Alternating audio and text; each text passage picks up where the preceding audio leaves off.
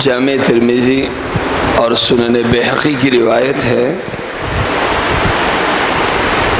حضرت ابو ہریرہ رضی اللہ عنہ روایت کرتے ہیں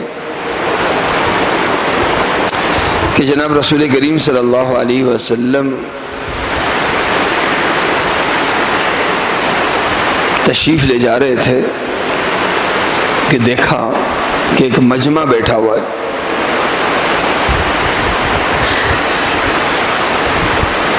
جناب رسول کریم صلی اللہ علیہ وسلم ان کے پاس آ کے کھڑے ہو گئے۔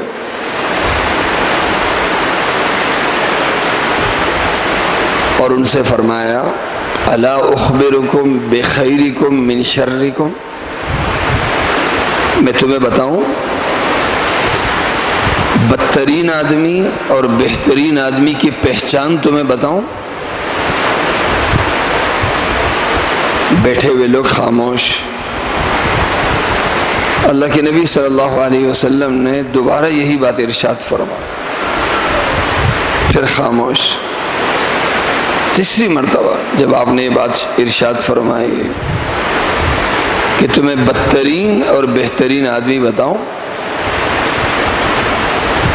ایک نے عرض کیا یا رسول اللہ ضرور بتائیں، ہم تو انتظار میں ہیں۔ اللہ کے نبی صلی اللہ علیہ وسلم نے ارشاد فرمایا خیرکم من یرجا خیرہ ویؤمن شرہ وشرکم من لا یرجا خیرہ ولا یؤمن شرہ۔ بہترین آدمی وہ ہے جس سے ہر ایک کو اچھائی کی توقع ہو، تکلیف کی امید کسی کو نہ ہو۔ ایسا بے ضرر آدمی ہو کہ ہر ایک کو اس سے ضرر کی، تکلیف کی، اذیت کی تو توقع ہی نہ ہو۔ ہر آدمی کو اس سے توقع یہی ہو کہ یہ میرے کام آ سکتا ہے، کبھی ضرورت پڑی تو یہ بندہ میرے ساتھ کھڑا ہو سکتا ہے۔ یہ بہترین آدمی۔ بدترین آدمی وہ ہے جس سے ہر وقت اذیت کا، ضرر کا خطرہ رہتا ہو کہ کسی وقت بھی یہ کاٹ سکتا ہے مجھے، کسی وقت بھی اذیت دے سکتا ہے، میری کوئی کمزوری اس کے ہاتھ آ گئی تو اس کمزوری کو اچھال سکتا ہے، لوگوں کو ہر وقت خطرہ رہتا ہو۔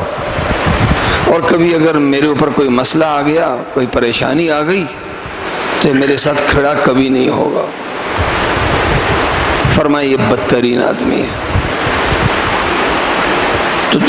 اور اس دونوں کا تعلق معاشرت سے ہے، آپس کے رہن سہن سے ہے۔